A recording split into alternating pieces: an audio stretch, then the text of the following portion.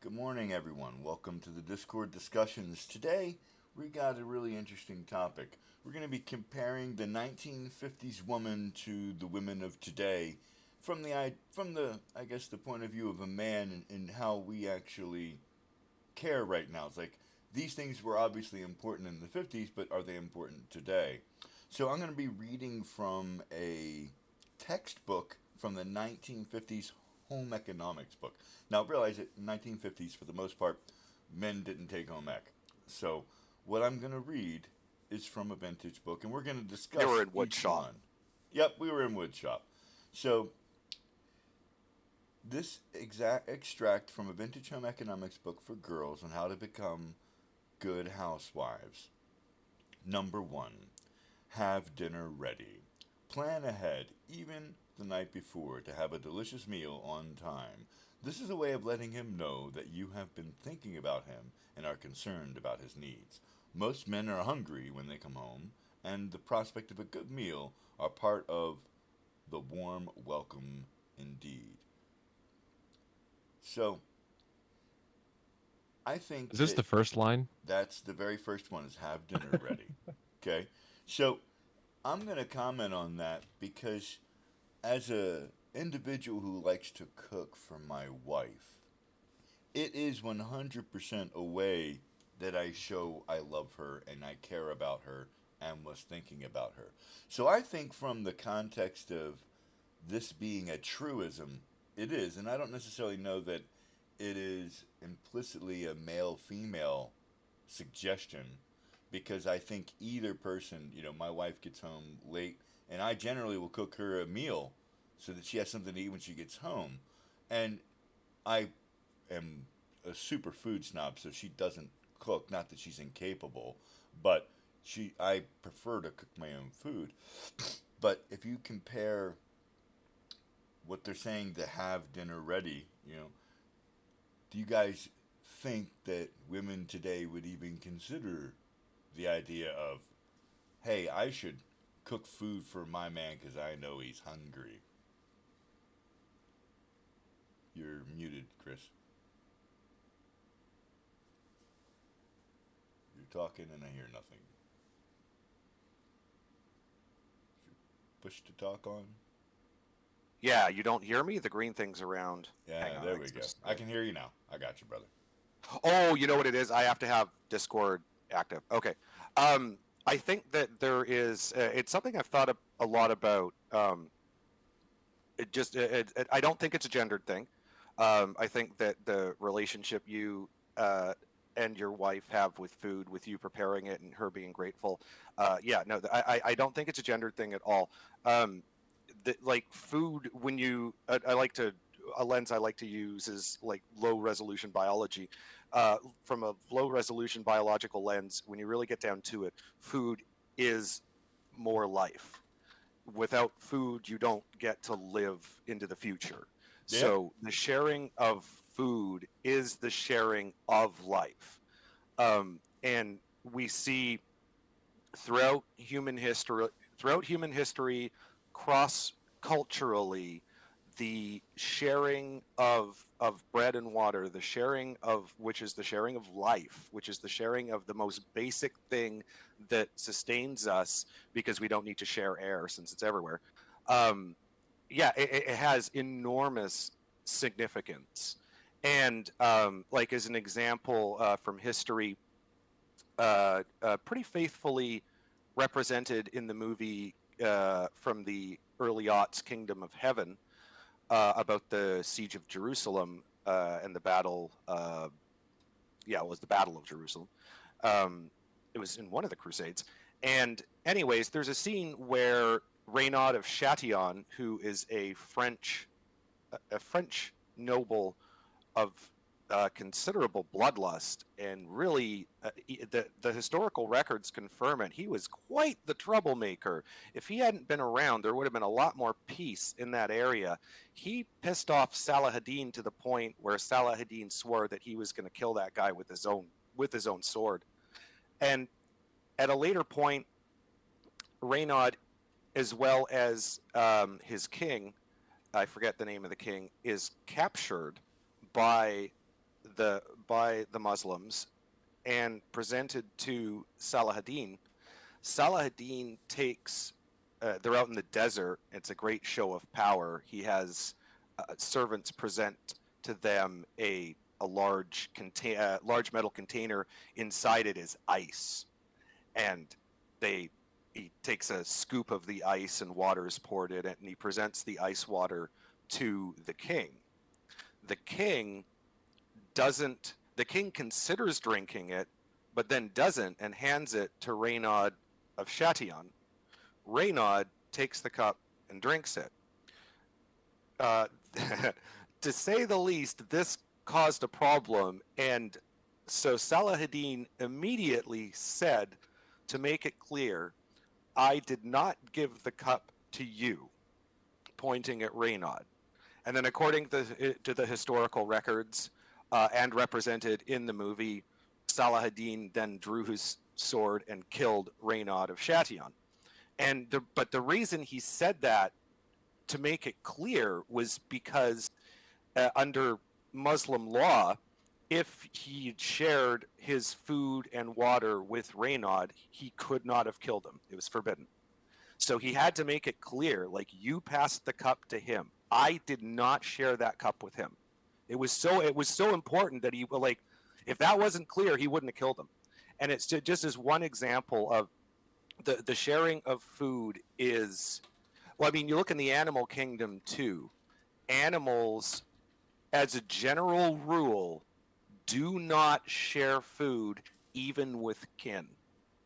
Even, like, the only time there Except is mothers. sharing of food is between is between parents and their children, and even then that has an expiry date on it. So in the animal kingdom, it's not something like, you see lions at a kill, they're all growling and snarling at each other. They're barely, when the male comes in, all the females scatter. We're kind of going off not in Okay, anyway, so in the to direction of to what put I a button on it, the biological point is that the sharing of food carries a fundamental, like, power to it. It really conveys, I agree. hey, I like you. So Right. when you do this, and I think if we just understood that more as a society, we would, like, you would understand that this conception of, oh, you make a meal for your man every night, you're like a slave to the stove. It's like, no. It's so far the opposite. We just don't understand it's more selfless than people realize. we don't understand the deep and profound meaning of sharing food. I think that's one of the things that's kind of lost in the current generation is the symbolism. And as I was reading through this list, Symbolism, right? is a good word. So as I was reading through this list, man, there's so many undercurrents that are in this list that are so missing in what would genuinely make a couple happy with each other, that it's scary how this information, in the article is kind of, they literally say, get ready to laugh, I know you're going to have a fit, but it's like, no, you don't understand how important pretty much all of this is on reality, both sexes.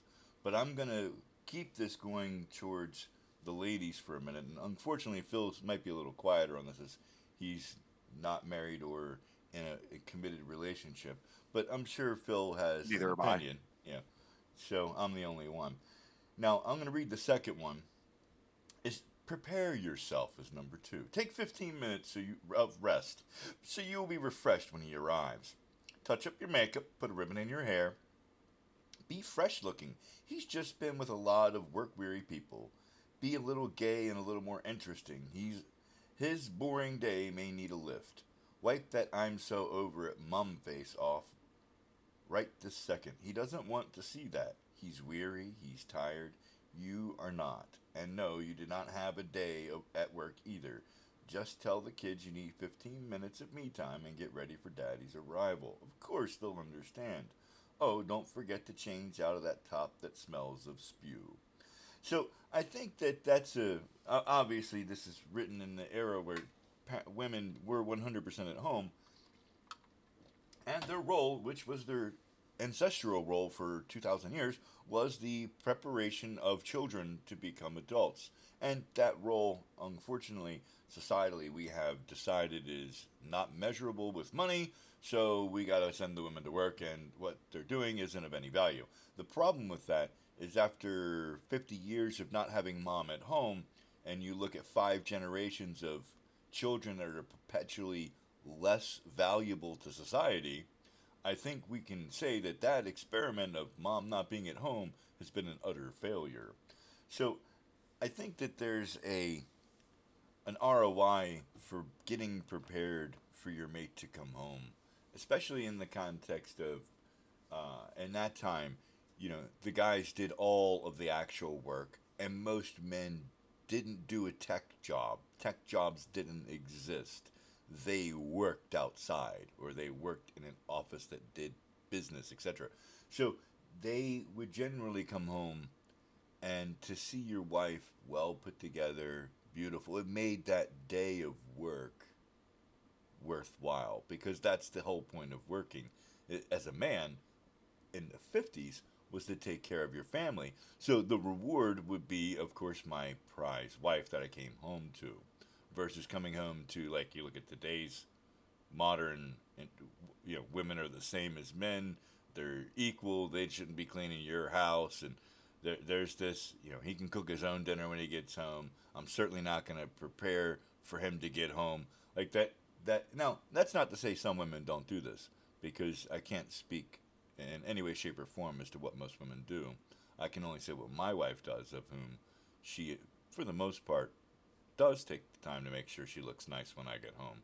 And if she happens to be home when I've been at work. What do you think about the prepare yourself there, Phil? Is that something that you have any opinion, thought on? It's a very relational question. I know. It's dependent upon the relationship. You know, back then there was a lot of linear, which is more so where it was then, because there's a stereotype and a typical. Now, not so much. I don't know that stereotype's the right word. I would say that that was the norm. Well, and I think I'll take it, Mr. Me, I'll take it to the kind of like the simple biological thing. The thing I wrote down in my notes is that I try and generalize it to both sexes, because we're progressive in a progressive society these days. But when it comes to this, I think there actually is definitely a gender, like the genders make a difference, because we all know that men are very visually oriented in everything. Men actually track. We track things across a horizontal line. We track them better than females. There's a bunch of subtle differences in how, like, that just show men are a bit better at what you would expect for stuff that would be involved with, like, hunting animals. But certainly women, everyone knows, it's not controversial to say that, like, in terms of what excites men erotically, we're visual creatures, but also just in terms of, men like to, not even in erotic contexts, men are just visual in nature. I mean, when men will sit and just look at, like, their prize car that they've worked on forever for hours and just be like, God, that looks good. And show it to their friends. Just, yeah, and they'll have it, like, buffed up to a fully polished shine and all that. So I think that when a man comes home from work, working hard, bringing home the bacon, and I even the word you used was reward, and I thought that actually that's a good biological word. The reward, when you come home, is that family, and if the family is, and then, like, to take a bit from Jordan Peterson, this whole men are order, women are chaos. I'm like, it's a bit sloppy, but it's a bit useful here. Like, if you think of men as being orderly in nature, then when they come home, what's going to make them happier to see? Is it going to be order and beauty, or is it going to be chaos, disorder, and ugliness? Well, obviously, it's going to be order and beauty. And boy, that is such and that's a reward mechanism, right? Yeah, the man sees that and he's like, that's good. So, things were crap at work. This is better. But at least, yeah, my woman's got it. Now, Got everything, taken care of at home, and I don't have to worry when I come home. I can breathe a sigh of relief. Have my pipe, have my cigar, and guess what just number 3 is? The number 3 is so great. Clear away the clutter. God, that was such a beautiful segue into that. So, make one last trip through the main part of the house just before your husband arrives. Gather up school books, toys, paper, etc. Then run a dust cloth over the tables. Your husband will feel he has reached a heaven of rest and order, and it will give you a lift too. Yes, a haven of rest and order. Do not lose your shit at him for flinging his shoes off in the middle of your living room again right after you've decluttered, and yell at the kids for never cleaning up the toys. Again, this is your job. Do it without complaint. Now, I have, again, that's very much a byproduct of the 1950s. But one of the things, like me and my wife had a conversation recently, in the recent past, I'll say, if my income would replace hers completely, would she not want to work and retire? And she's like, absolutely. And she's like, if I was the only one working, all the chores would be done before you got home. And to her, that would be her participation in the family unit, right? And I believe that that's a quite viable exchange, because I'm gonna go out and work, and I'm good with that, right? And it's like one of the guys at my work, Brock.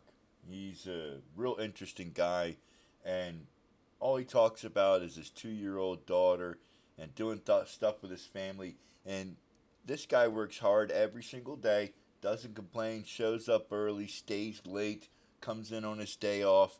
Just a solid, solid man. And he's not high educated.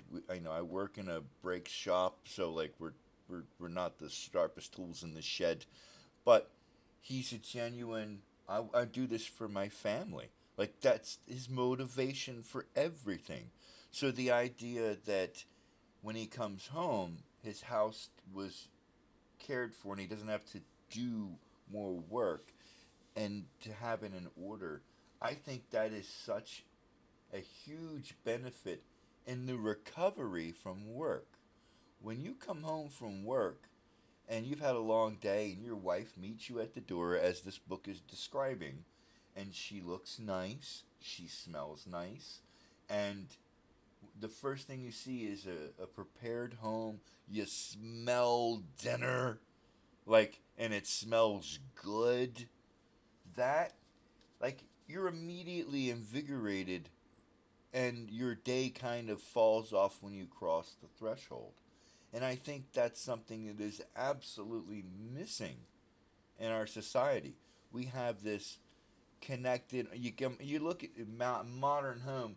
You come in, kids sit next to each other and text at the dinner table while they're eating. There's no conversation going on. Everybody's in their phones. There's no family unit in that context. And I think there's something to be said for today's progressive world to take the time. When your mate's going to be home, whether it's a guy or a girl. Take the time to walk around the house and just pick your shit up off the floor, declutter things, do the dishes real quick so there's not a sink full of dishes, wipe some stuff down, and that's either male or female. And when your mate gets home, you're excited. Hey, welcome home, baby. Whether it's your wife or your husband. And when they see that the house isn't wrecked, that they don't have more work to do after working 8 to 10 or 12 hours, whichever your current shift is, that's an amazing free gift, because all it takes is your time to give someone. And I think that that's really being missed as a tenet for just being a better human. And I'm going to get off my soapbox and let somebody else chime in on that. Clearing away the clutter. Chris, what you got? Yeah, I've just been thinking about it in terms of. At first, I was going to make it gendered, but then I realized no, it's pretty gender neutral. I think that order is preferable to chaos for both genders. I just wrote mentally healthy adults prefer clean, uncluttered environments. I think that's just self-evidently true, and it's just more efficient.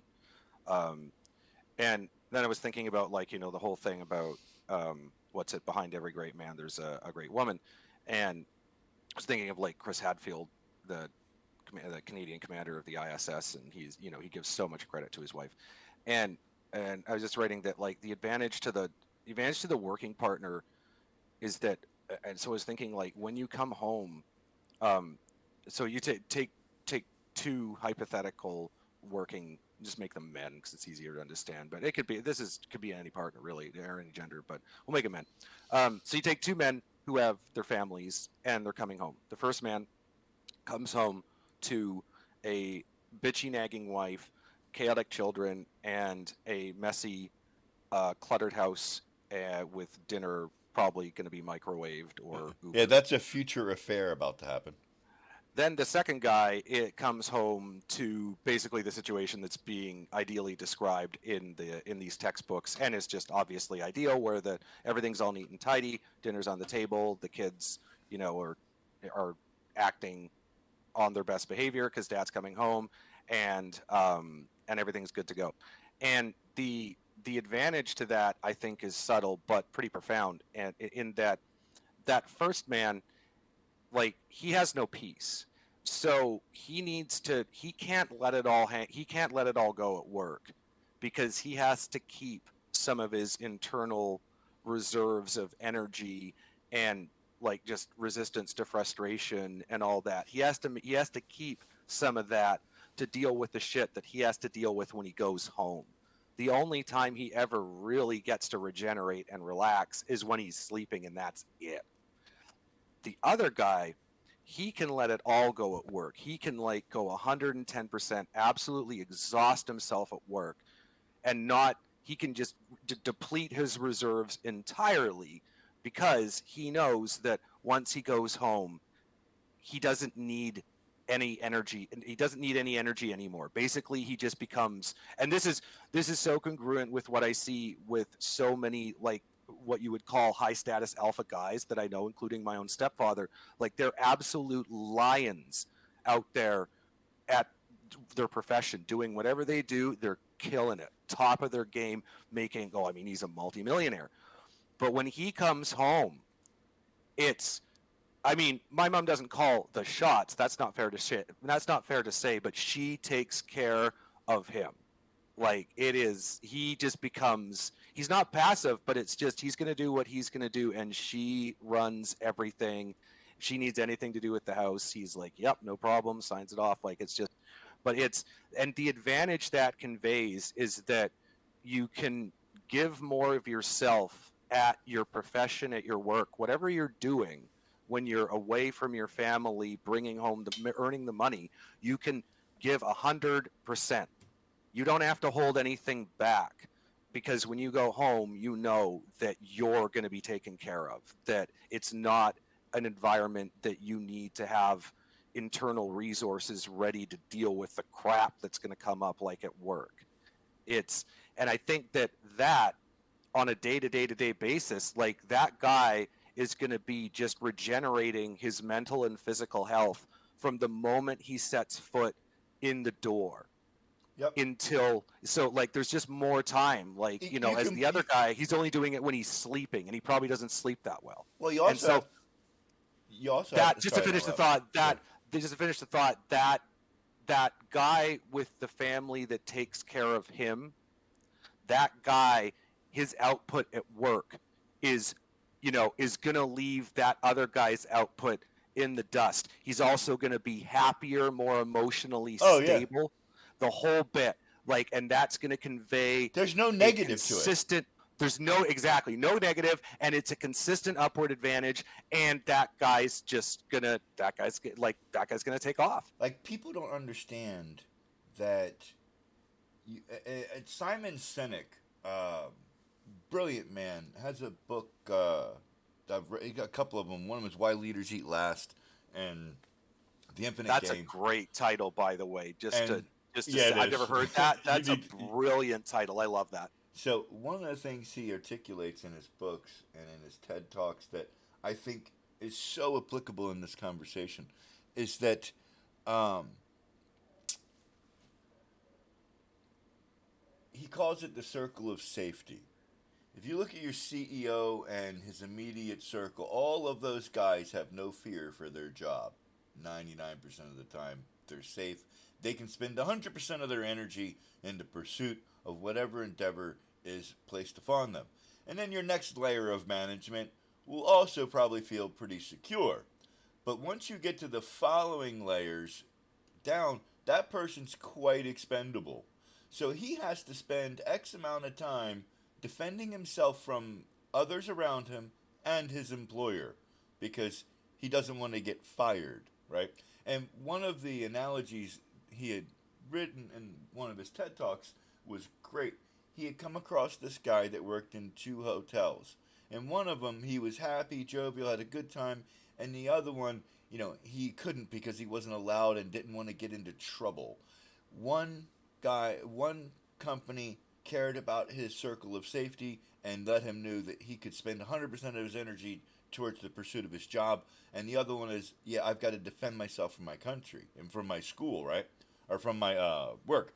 Now, if you take that same concept and apply it to your home, if your home is, and this is going to lead into the next one, if your home isn't your haven, you have no sanctuary.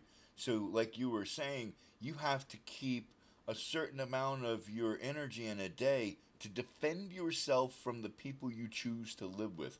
Like yesterday, one of the guys was going home Who are after. supposed to be on your Yes, yes. team. So my They're buddy. supposed to be on your team. They're supposed to be helping you. Instead, you have to fight them. Yep, my That's buddy. awful. So my buddy yesterday at work, I'm not going to say his name, but he had two axle seals on an F-250 to do, and they beat his ass. Like they were miserable to get out and done.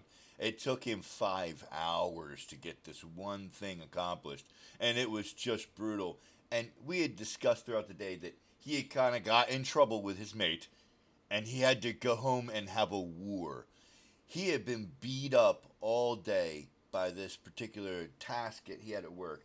And then he looked so crushed when he had to leave because he knew he was not going home to somebody that was going to have dinner made, that was going to have themselves taken care of. He was going home to a war.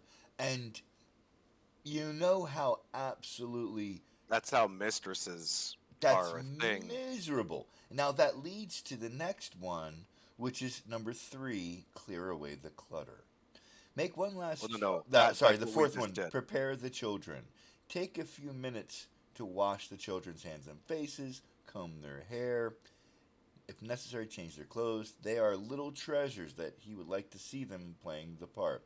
Yes, do rummage through the washing basket and find clean clothes for your little treasures who have morphed into monsters come witching hour, which is right about the time he's due home. Also, resist leaving them. That presumes so much that they're all outside playing and I getting know, dirty. I know. How things have changed, eh? Right. Also, resist leaving them grubby until bath time. He's not going to appreciate that. And I think there's a lot of truth in that. A man really does want to see his kids when he gets home. Again, it goes back to that motivation But for these work. days, I think I think something's inverted because honestly, these days, I think parents are really, really worried about their kids staying indoors, like just playing with Yeah. electronic devices. So if you saw like your teenage male child when you Dirty. came home from work dirty because he'd been out like dirt biking or something, you'd be so happy. It is such an interesting thing. So, Phil, I know you've been quiet, my friend, and I want to include you in this. So, as someone who's a young man looking for a mate, and you're hearing this description of this 1950s woman, what's your thought of like, how do I find that chick? Like, what's your thought about it? Yeah. So that's a loaded question and one that I've been pondering quite quite a bit over the past 5 years, and it's not from a sense of that I'm looking. It's the sense that, okay, where should I be looking? And you typically go backward from where you think you should be looking. So, Not church. well, no, not always. And so you want to be going to a place that you at least agree on the core values of your life. Okay? That That's one. seems like church. Like church just seems like the obvious one to me. Well, yeah, but sometimes you're an atheist, so you need to look in the place that Oh yeah. you know, So what do you and do, that's- Chris? I have a Right. different struggle, but I'm not talking. right? And so you need to one, and that's why I'm trying to make this as center line as possible. Is you need to one look in a place that aligns with your core values, at least as close as you possibly can. Two, for me, it's very important that she has the fight for life, is like what I try to call it, which is the want and desire to fight. Because if I go marry somebody and they don't want to see me progress forward in my life, because I'm not a sit on my couch kind of guy. Okay, I don't do that. And so I need someone who's wanting or willing to push. You need a And mate. so I'm looking for somebody to kick back. And so a lot of women just kind of flirt around. And so I don't look for. That's another Would thing. you be I don't okay look- with a wife at home? Like, Oh, yeah. There's this. What's that term now for? Well, yeah, but he's saying Stay that at he home. needs. Sta- he sta- needs to- there's a term Yeah. that women use now, who stay at home and make homemake. They don't call them homemakers, not trad wives, trad women. Tradcon. I've never heard that. It's tradcon. It means traditional conservative. Tradcon women are becoming a huge thing because Yeah, there's. they're dressed in like the 1950s. It's like crazy. Yeah. Getting Oh Yeah. yeah, ready yeah. for Well, their what's man. up? Well, Just Pearl is totally that. Tradcon, yeah. I mean, she's totally tradcon. Yeah. And there are a lot of differentiators if you were to look for somebody that are legit call outs. You know, if they're just plastered on the makeup, you know they really don't have a whole lot of personality. You know, No, but what? That honestly seems to be the thing to me that is it typically, missing a and lot. I'm saying this in a typical broad sense because there are outliers to this. Now, would you be And interested so- in a tradcon girl or a more liberal? But current? a difference between men and women when discussing these issues, at least as far as I'm seeing from watching like Fresh and Fit and Pearl and all this sort of thing, which probably isn't a good data sample, but like women seem to really go for those outliers in terms of when they're analyzing the situation. They're like they focus on the outlier as though that suddenly, because it's an outlier possibility, that there's some weird probability that that's the one they're going to be, which is like, okay, do you not understand how like no, you're probably not going to be the outlier, and we don't generally make rules for outliers. Like we recognize that they exist, but you're looking for the mean, not the outlier. Mhm. To answer your question there, Brian, it's not a. I wouldn't be looking necessarily. Okay, if someone showed exemplary, okay, like the perfect example of at least hitting, let's say, 5 out of 10 marks, and they're liberal, I'd be interested just to hear them out, observe them, right? But So- typically, the likelihood of that, very, very low. So let me Very give you, low. I'm going to present a situation for you guys that It'd have to be classically liberal. right. Oh my God. So let me present something to you both, right? Because you're both single and I'm not. I have a distinct advantage in a great number of things because I have a very good mate, and I have a traditional woman. 95% of her behavior is. She does work and she's got a career, but she's also very much a trad wife. You know, we have a very traditional marriage in the context of our roles and the way we operate our home. So the interesting thing I wanted to present to you guys is, let's say you come across a girl, right, and she's like, I'm looking for a husband. I'm looking for somebody that can take care of me so that I can raise their children. I want to be a wife. I want to be their mate. I want to help support whatever their endeavor is. But I'm not interested in going to work. And I know this is actually a thing because it's trending. So there are women who are not going the promiscuous, I'm a hoe, OnlyFans. There are women that are going, okay, look, you know what? I know actual men who work hard want a woman that's going to take care of their family and take care of them. And I think that's going to be something that comes more and more prevalent over time.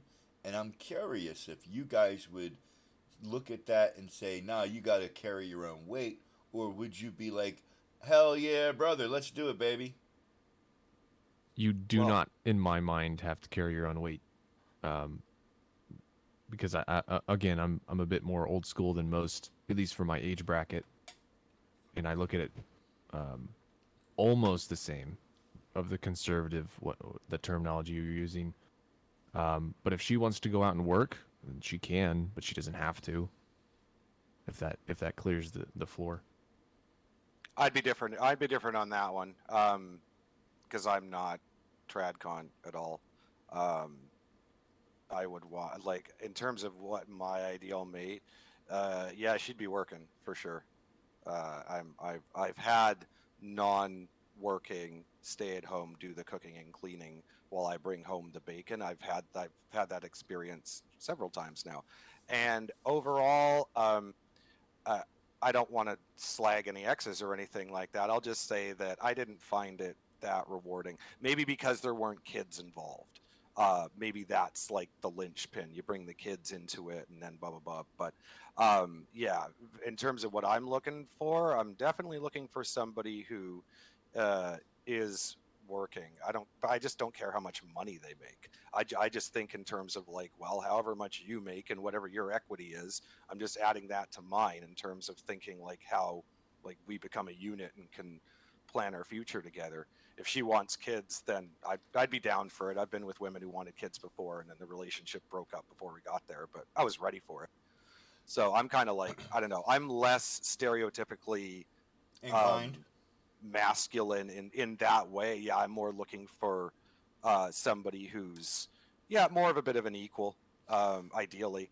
Okay, so But at the same time, like, so if someone came, like, to answer your question, if a girl came along like that, um, and if she did it right, I think, I think I would slide into that more masculine role, get my traditional act role. together.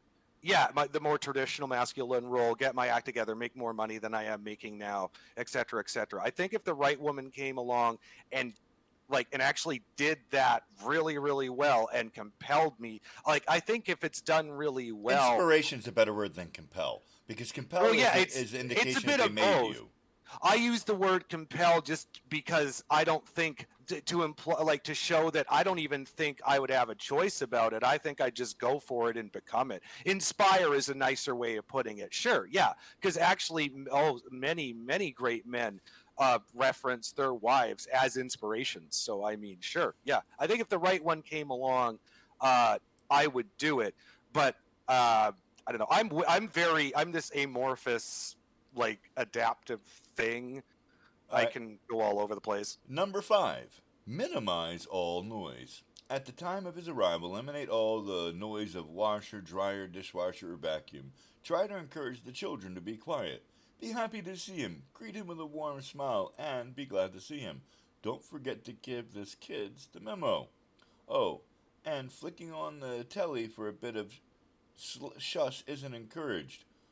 What if the Paw Patrol theme song came on? Just ask the kids to be quiet, still, and easy.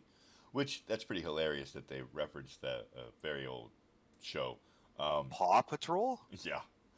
I don't know what that This is. is from the 50s? Oh my Yeah. god. Yeah, I So, didn't I've heard of the show. I just didn't know it was that old. so interesting. Elimination of noise. And I think that that's a.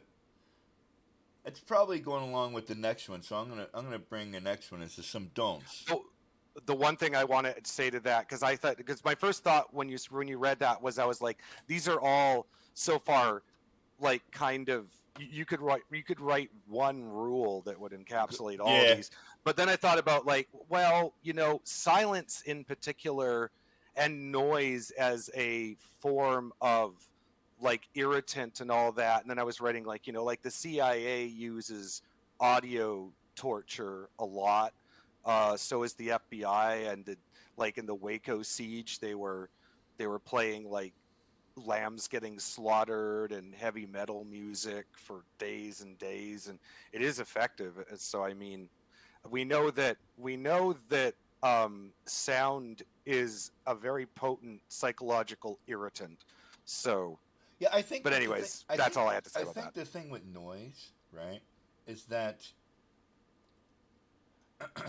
you have to look at this almost like, and the next two really go in tune with what I'm about to say. Um, it all goes to making your home a haven, making your the place that the individual's coming home to very desirable. And I think that's one of the reasons why men in the 50s or whatever weren't disloyal to their wives nearly in the manner that they are now, because their home truly was a sanctuary.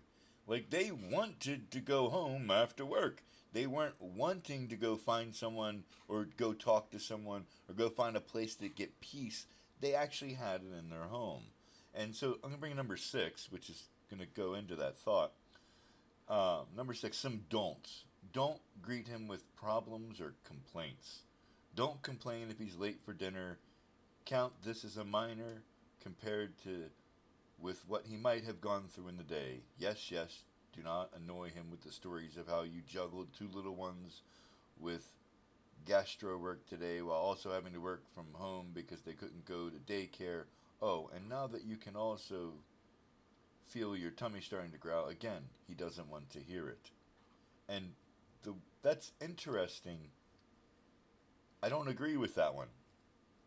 I vehemently do agree with that one. Okay, I'll hear My yours first, and then I'll give you why I don't. Okay. I agree with that because I think that I just know. So I'll speak from my experience and how I handle um, people bringing problems to me. When people bring problems to me, like in any way that I see as in a rude or aggressive way, no matter who they're coming from, I don't tend to react that well to it. Like my supervisor and bosses at work are really good about that, and they know like don't come in hot because that just basically triggers me, and then you get that side of me that's very argumentative and very abrasive and not fun to deal with because I'm feeling threatened, and that's my defensive mode. And I think that you're a man, and particularly if you're like a higher testosterone man with some aggression in you, and you've come home from a hard day at work, and you expect one thing, and then there's this, and then you get like the other that it's shocking. It can feel like an attack. You come home, you've been out basically at war all day at work, and you come home expecting peace. You open the door, and it's your pissed off woman because you left your underwear on the floor in the bathroom again despite her asking you not to, and the kids were a pain, and the car broke down, and dinner is burnt, and that's the first thing that you get. It, yeah, it to me it is like the if you're thinking rationally as that woman, and you're thinking about what you want to get out of your male partner, the last thing you should do, I think, is attempt to just slam all your problems into his face as soon as he opens the door before he's had any time to decompress, relax, just edge himself down from that elevated level that he's been at work, because he's been working Contesting the hard. world. He's been competing with other men to bring home as much of the world to you as he can. And he's still in that mode, which is why, just as a quick aside, as a general thing, those masculine men don't want to come home to a competitive masculine female partner, because they don't want to, like, the last thing you want to do is compete more, is maintain that same energy when you come home. That's your work energy. When you come home, you want to get off that, and you want to relax and have someone actually give a shit about you for once. So to instead to expect that, and to instead be met with like almost antithetically the opposite. I mean, it's that kind of stuff. If that happens again and again and again, the guy, you know, what's going to start happening.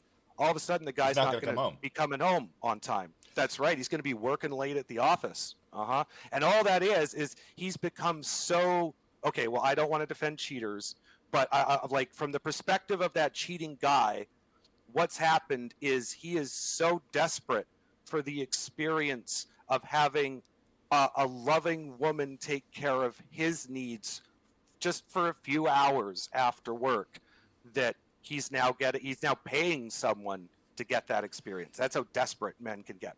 And Okay. all he needs is just his partner. It's not that the partner can't complain or raise issues of the home. Of course you can, but it's about the timing.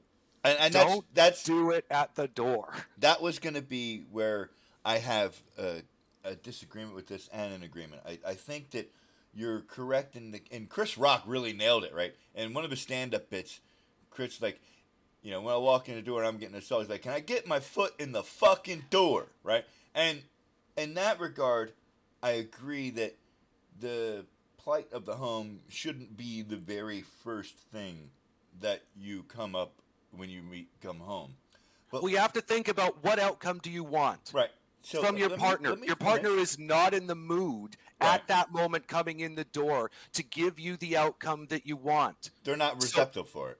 They're not receptive. And it's not their fault. And you, like, no matter how bad things are, you just need to understand that. Like, he can't give you what you want in that moment. So don't try and force it. So that's So where I'll stop interrupting. So that's one of the reasons with things that I think I actually agree with you in the context of that should be the first thing. But the way they presented it here, right, was like you don't say anything, and that's You don't gonna complain create- ever. right? Yeah. So I think that needs to be expounded to say you need to choose when you go over the family requirements or what happened in the day. You have to decide as a couple, when do you deal with the what needs to be handled? If Johnny got in trouble at school, you know, you don't want to do it at the dinner table because then that ruins dinner.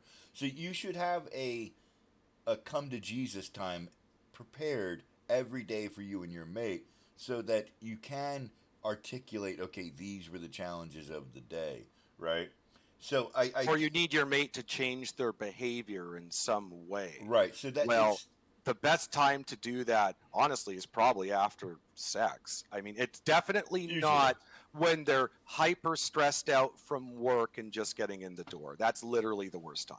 so that's a very good, and I agree with you on that in the context of I think the idea of letting somebody get home and settled is very much good on either gender. You know, whether it's a woman or a guy. Like my wife gets home, me and Camille been waiting to see her all day, and it's like she's getting assaulted with love, but she wants to get in the door and take her shoes off and feel like she's home, right? And then absolutely what's going on. So, which actually leads us into number 7 quite nicely. Make him comfortable. Have him lean back in a comfortable chair or suggest he lie down in the bedroom. Have a cool or warm drink ready for him. Arrange his pillow, offer to take his shoes off. Speak in low, soft, soothing, and pleasant voice. Allow him to relax and unwind. Mums. The shoes is where I I started know. wincing. I love Okay. it. Mums. Okay, hang on. Mums, this means no shouty mum rage. Even if no one is listening to you and your man is looking at his phone, instead of the full-blown sibling fight, this happens before his very eyes. No, just keep calm, allow him to relax. You don't need a drink, he does. That's Did it say looking at his phone? yeah, I know that was kind of weird. Okay, so I this think- is like somebody has like As converted ad- one of those yeah. old ones. This Yeah. Paw Patrol isn't that old. Yeah, okay. No. yeah. So like the actual quote they put in here is have him lean back in a comfortable chair, speak in a soft, low, soothing, pleasant voice, allow him to relax and unwind. So I think That's all right out of the home ec. This is all legit. Yeah. Yeah, Just like wait, that- phone. So the thing that I find interesting about that is it coincides with the other one, right? And it really does. And this is where I said earlier in this conversation, this book outlines a really brilliant way to decompress after the I don't want to use the war, but the after the combatant of life, after the It's a competition. It's like a dominance yeah, it's the competition of hierarchy life. competition. Yeah. You know, you're fighting for your piece of the pie, and whatever that looks like. Whether you're a trash collector that's working his way up to driver, you're a service advisor wanting to be a manager, the CF, you know, you're the vice president wanting to be president. Either way, all of these things were you to be met with by your mate, whether you're a guy or a girl, is going to go towards a much better human experience and happiness. And almost all Well, of and for this every shit, and for the whole family, right, and not just for almost the all mate. of it is free. Like, it doesn't even take anything but effort. And the thing about it is, that effort would be tenfold returned. Like, unbelievably returned. Because you gotta figure, let's take women who feel like they're, like, not heard. And I'm gonna take this verbatim. Let's say she goes, gets down, sits him in a chair, and he pulls his Barca lounger up, and she gets down, she takes his shoes off and starts rubbing his feet after he's been on his feet all day, and simply says to him, "Tell me about your day, sweetheart." That decompression right there, like, the rest of the night, he's going to listen to everything she wants to say after spending just 5 minutes of him going, "Oh, yeah, we had a good day, got a lot of work done, closed this deal, I've got one working. How was your day, sweetheart?" And he's had a chance to speak, and believe it or not, number eight has listened to him. You may have. It's basically therapy. It's It is. like because nobody had therapists back in the 50s, and people were relatively. I mean, how who knows how emotionally healthy the society was, but it seemed to be a lot healthier than it is now. And yeah, I think a part of it was because everyone was basically giving you like psychoanalytic, There like was nurturing psychoanalysis. care. Psychoanalysis is just talk therapy. It's just talking to somebody who actually gives a shit about what you're saying and is listening. That's all it is, really. And yeah, like that's just basically what they were before humans knew anything about what psychology was or what psychoanalysis was. We had just accidentally, not really, um, comported ourselves in ways that had that benefit where it was like we were giving each other effectively three free primitive therapy by doing things that way, and then we stopped, and now everyone's on antidepressants. So It's I'm like, going to okay. read the last two because it really does allow us to continue this conversation and we can finish this off. It says, "Listen to him. You may have a lot of things to tell him, but the moment of his arrival is not the time. Let him talk first." Literally what we had just said. And number nine, make his evening his. Make the evening his. Never complain if he doesn't take you out to dinner or other places of entertainment. Instead, try to understand his world is strain and pressure. He needs to come home and relax. The goal. Try to make your home a place of peace and order where your husband can renew himself in body and spirit. Now, I think that. The tradcons have a phrase that almost precisely mirrors that. The tradcon women, because there's a bunch of tradcon female channels that I follow because I'm always interested in their perspective, and the phrase they use is "be a soft place to land," Hmm. and it's it that's the it that's the same thing to me. That's saying the same thing. So I think that this article, and the funny thing is they made fun of the article. The guy goes, "Did somebody say spirits? Now this is a tip we can take on board because this, after this, we need a stiff drink." And it's like, you know what? I see the way people could take this negatively, but if you look at it the way in which we have articulated this or unpacked it, man, there is nothing on there that couldn't be done by a man or a woman. And regardless of the relationship status, whether you're married, whether you guys are living together, whether you guys are two men, two women, a man and a woman, one's rich, it really is immaterial because these are all human experience ideas. It's Well, about and they've been worked out over thousands thousands of years. of years across global cultures. And And they're the same to, everywhere, to regardless. yeah, when you boil it down, when you pare away the details and get to the structure, yeah, they're fundamentally all the same everywhere. And to look at that's existed for so long, and to just say with our progressive values, oh, that's Dumb. bad, that doesn't work. It's like, no, it self-evidently works. It led to you being here posting on your iPhone that it doesn't work. That moment is only possible because it worked. So, like, that doesn't suggest that we should abandon any idea of improving it or making it better. Well, of course not. Of course, no.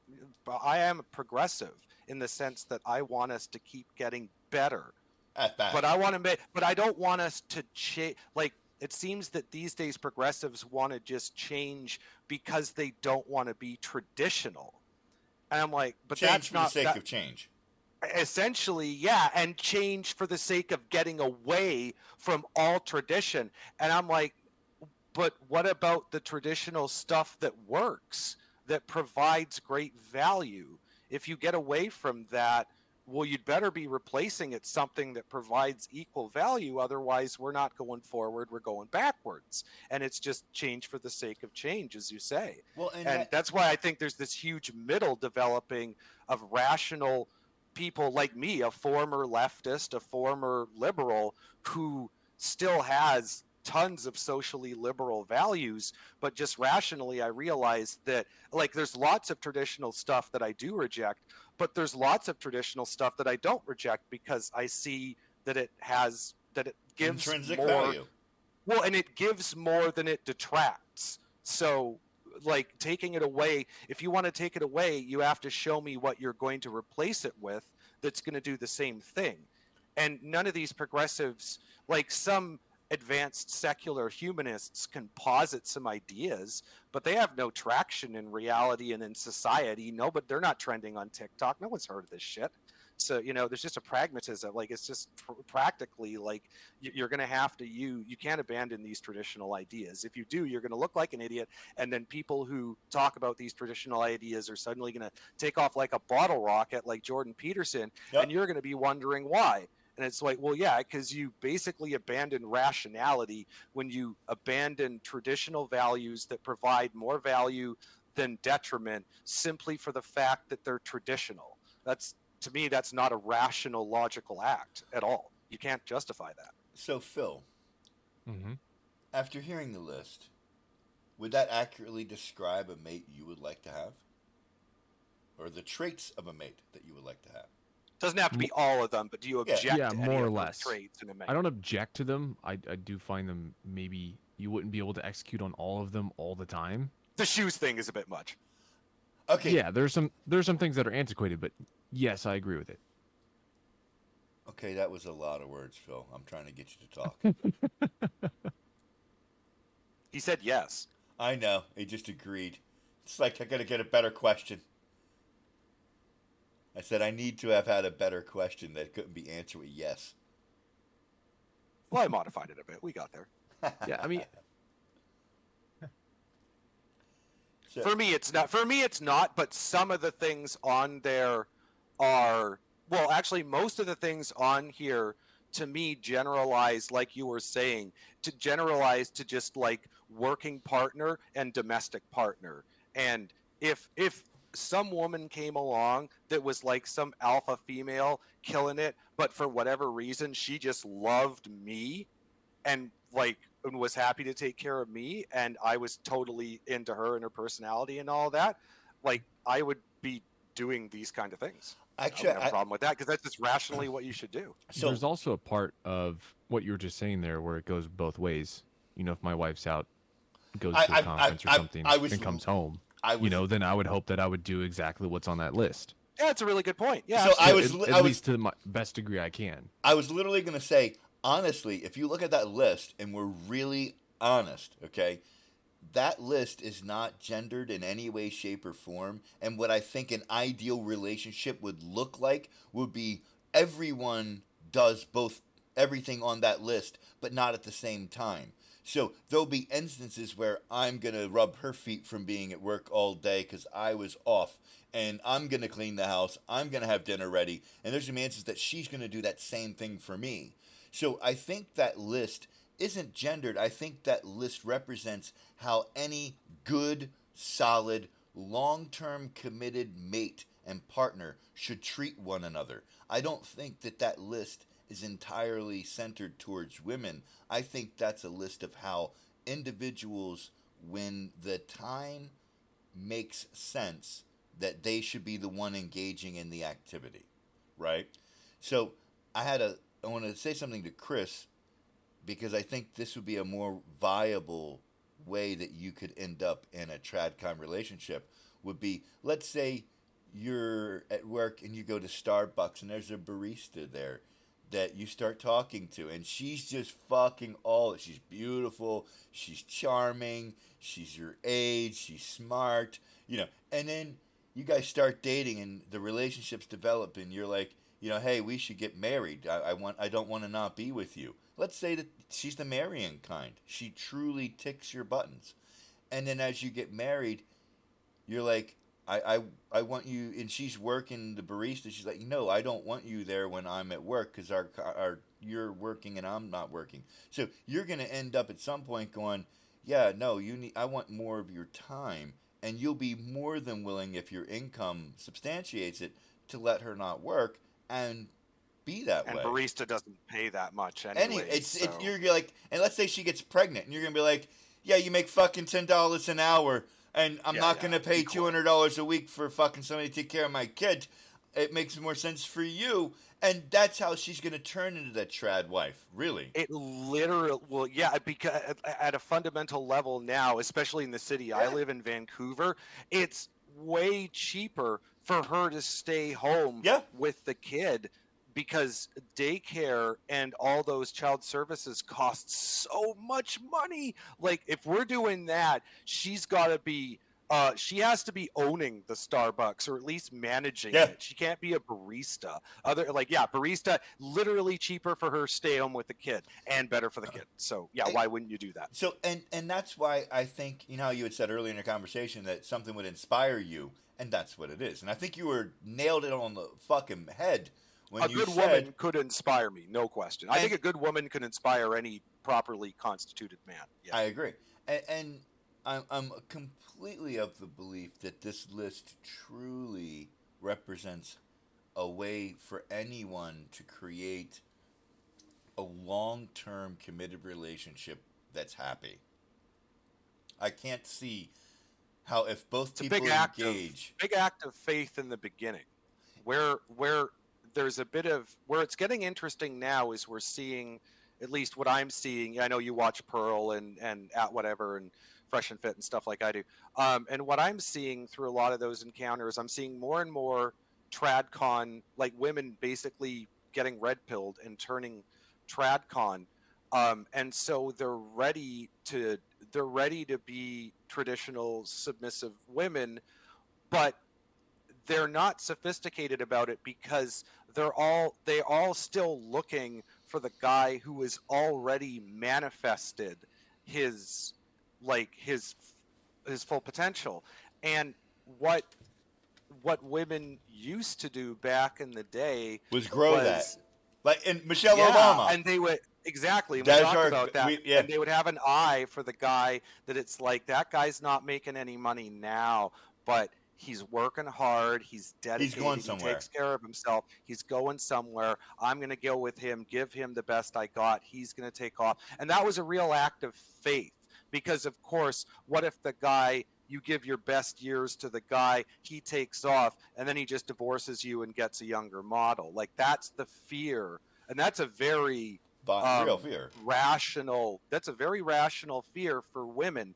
When you're like a 20-year-old woman and you got a 20-year-old guy, and it's like, well, I think this guy's going to be something, but there's always that chance he just kind of like hits issues and becomes a loser. And if I Core shackle values. myself to him, I know. Like, and it really is just like, and it's also at some point you have to like take that leap of faith. If like you can't, I think, be in a long-term committed partnership like till death do us part with a partner and still be having doubts like that of like, oh, what if he or what if she, like at some point you're just going to have to jump in and trust the other person and accept that if they do end up breaking your heart that it's going to hurt a bit because you trusted them. But You know, if you don't, then you're just constantly you're like cynical and you're looking at the person for the slightest indication that they've started to turn, and then you want to get ahead of it and you're going to divorce them first. Like I just don't think that's healthy. well, interesting. Like when I got married to Sandy, I um I made a mental decision that I wasn't going to fail at my marriage and that I was going to own this at such an epic level that I could fireproof my marriage. Like, there was no way somebody could do anything to garner my wife's attention from me. So, like, when you make that decision, all of your behaviors follow it. So, like one of the things that I started with my wife the first night we slept together as a husband and wife, I said to her, "Thanks for being my wife." And she kind of laughed at me. She goes, "Why?" I said, "Being my wife won't always be easy, and I appreciate you for it." And she kind of chuckled. And I said, "Will you be my wife tomorrow?" And she's like, "Yup." I said, "Good. I'm going to ask you again tomorrow." And in 8 years, I've never not thanked her for being my wife. And I've never not asked her to be my wife tomorrow. And Shows discipline. that simple check and balance. Because she can't lie to me about it. Well, did you ever see I know you've seen Bert Kreischer's story The Machine. Yeah. There's so you know what the entire story is about, Sure. but there's a segue in the story for a moment where he talks about that moment where they're about to rob the train, and that's like this big step into next level criminality. And he suddenly starts talking about how this one time him and his wife and the kids and the cats and the dogs were all in bed on a Sunday morning, and he said, and it was pure, it was innocent, it was perfect, everyone was giggling, and then they got up to make chocolate chip pancakes, the wife and the kids and the dog, and he was left alone in the bed. And he said that he just had a conversation with himself right then and there, and he said, this is what life is all about. I'm never going to screw this up. If some hot girl ever is flirting with me, or I think she's flirting with me, I'm just going to scream at her in front of everyone, "I don't cheat on my wife!" And I don't even care. Like, she could throw a drink in my face, slap me. I don't care, because I've already had that conversation with myself, and I do not do that. And yeah, and he's still married. His wife actually has a podcast as well. She's awesome. Like, he's still crazy and she's so grounded. You can see how they're a thing. And Right. And I think yeah, you basically had that. That was your equivalent of having that moment where you're just like, oh, this is it. Like, okay, if because I've had that conversation with myself. I use it as what I call like a cleaving question, where I'll say to myself, like an opportunity at work, for example. I'll say, if I'm not going to give everything I've got for this, then what am I waiting for? What am I holding back? What am I holding in reserve for? And if I can't identify what I'm holding in reserve for, then I should give it all for this thing right here. Because at that point, I'm just being lazy. And I find, yeah, that it's the same thing. It would lead, like, if I found a woman where I have that conversation with myself and I'm like, oh, this is like, I didn't even know that I was looking for this until I found it. This is it. Yeah, I think it would be transformative, and you could call that inspirational for sure. And that's where I can say, and you've known me since before I been with Sandy, I believe. Didn't you know me then before then? Or was I always married? How long have you been with Sandy? We got married in 2015. We've been so Oh yeah, no, I think I no, knew it you was in 2017. 2017. Yeah. Yeah. So the thing about it is though, I was very much a biker. I was polyamorous. I was, you know, I burned the candle on both ends. I had at any given time 3 to 4 mates. I was not a good human, and I literally tried to break up with Sandy, and because like you're so much better a person than me that I don't deserve to be with you. Like you need a better human than me. Like I am not worthy of you at all. And she wouldn't let me break up with her. She's like, no, I'm not going to permit this. I want you. I chose you. So you can't run away. I'm not going to permit it. And it was kind of interesting because I literally tried to break up with her and she wouldn't let me. And when I had asked her, like, it was probably a year or so later, I said, we should live together. And she's like, no, I won't do that because I don't want to show my daughters that's how you behave, that you live with a man that you're not married to. And That's probably when you knew is like, yeah, ooh. yeah, I know. I got on my motorcycle and rode home that night and argued with myself in my helmet. It's like, dude, I said I'd never get married again. It's been a decade. I've been single, living the life, doing all the things. And then the other argument was like, I can't replace this woman. She's smart. She's beautiful. She plays video games. She likes to ride motorcycles. She shoots guns with me. She likes to sleep with me. she Like, she sets boundaries yeah, and she said, and it yeah, means them. yeah, and it's like I could put 6 bitches together right now and not equal this woman, right?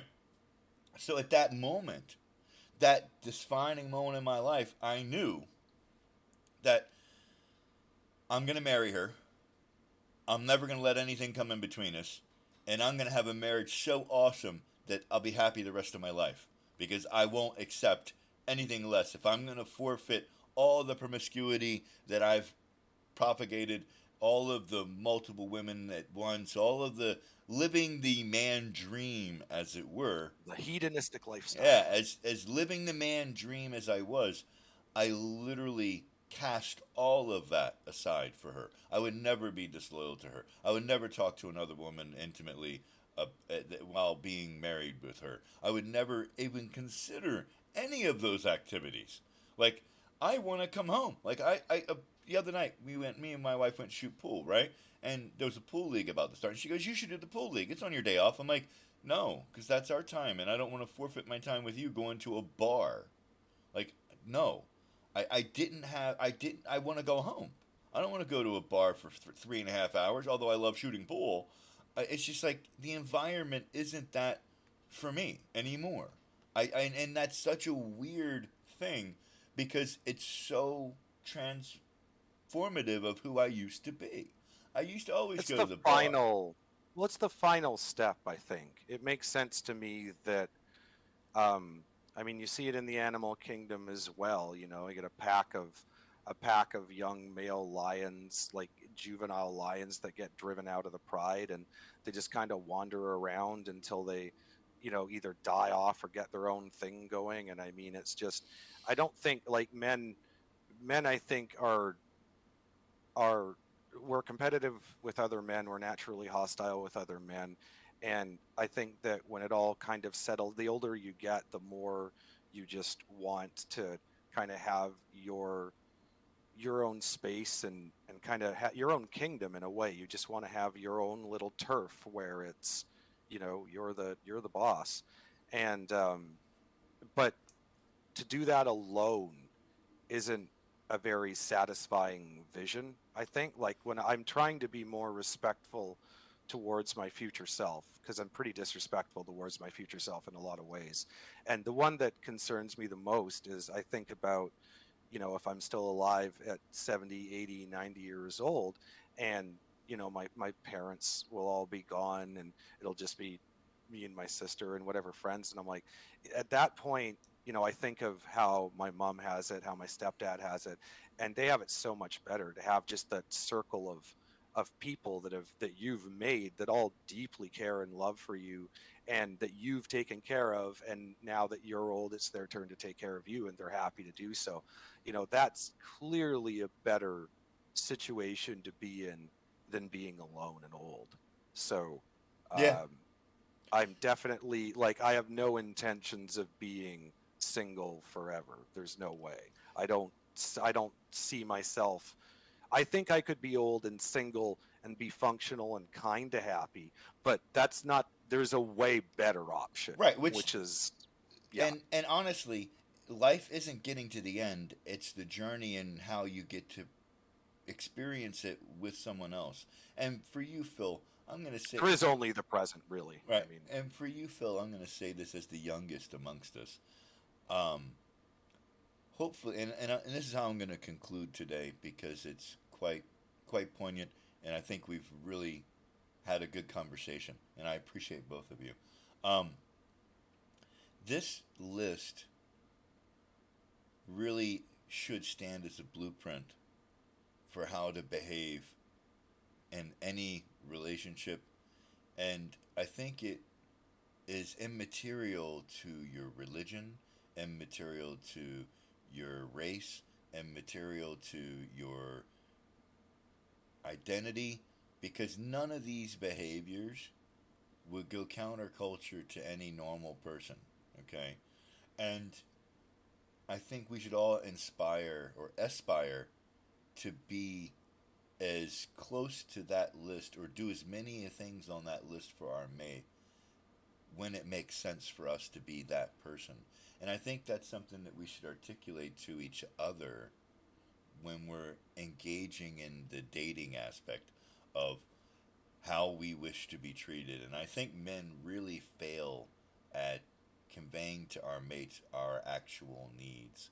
And I think that this list, in its very broad stroke of a brush, and it's all centered towards a woman, but as I said, none of those things aren't applicable to a man or any person. So I would say that instead of previewing the list as a haha, this is what people used to think and let's make fun of it, we should look at this as a tradition of wisdom that was vetted over people who had to find a mate to survive in the world because the world would kill individual peoples very easily, especially turn of the century, dysentery. Like there were all kinds of things that killed people in the past that having a mate solved, right? So I think that we as a society should really go back and reevaluate the wisdom that has been passed down on how to cohabitate and create a place of peace for our mates to come home to, and how profoundly that improves that other person's life, and how good you would feel by providing that haven or that safety for that person. Because we do know that dopamine or acting in the service of others will make you feel good about you. yeah, So we are wired for it. that's what that's what really this list does. It gives you 9 things that you can do that are free to show your mate that you love them and want them to be the best version of them they can be. And the reward you get is a great dopamine hit.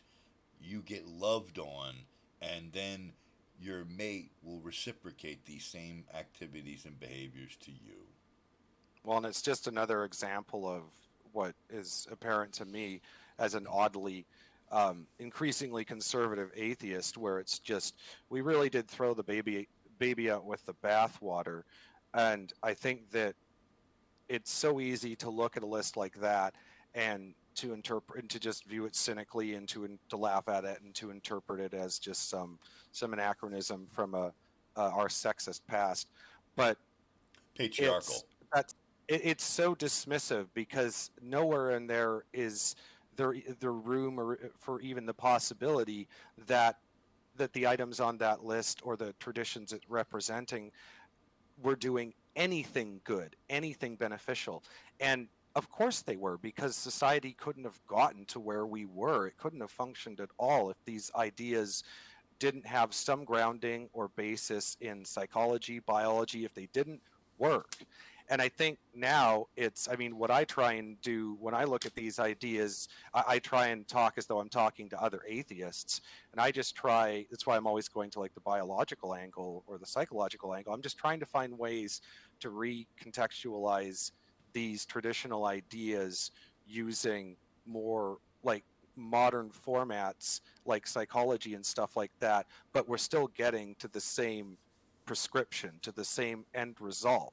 And so I can point out to unbelievers, to atheists, like, don't reject something that's written in traditional form or is obviously referencing a more traditional time just because of that, because you're gonna throw out useful truth, guaranteed. You're going to throw out things that could actually help you in your life today. The arrogance of looking at the way human beings have existed cross culturally across 99.999% of recorded human time, looking at that with a sneer and saying that doesn't work. That, I mean, I can think of no more arrogance than that. That it's just it's shocking how people just are willing to completely dismiss the wisdom of all of humanity that came before you and say, nah, I know better. In fact, I know so much better, I don't even have to seriously engage your ideas. It's written in that style, it invokes God or whatever, that's enough. Nope, don't even have to consider it. There can't be anything useful for me there. Oh, pardon me. I choked on the arrogance of that. It's just, How it's appropriate. stupid. Your turn, Phil. Exactly. Your turn, Phil. There's nothing really much more to say. Okay, I'll give you that. This was a relationship one too. It's a very simple thing. It's a very simple concept, a very complex topic, if that makes sense. And do I have my idea of what I'm looking for? Yes. When it comes to a mate, but I haven't gotten there yet. And so to say that I figured it out would be an understatement. So well, and you're, I would presume, you're a pretty rational guy. I would presume that you're open to the possibility that your future self 5-10 years from now might have different thoughts and feelings about the subject than you do now. I mean, we evolve over time. Yes. So, gentlemen, I think this was a really, really good discussion. And at the very least, we've unpacked a truth that a lot of people would have dismissed due to the context in which it was presented. So, on that, we'll see you guys next week and go from there.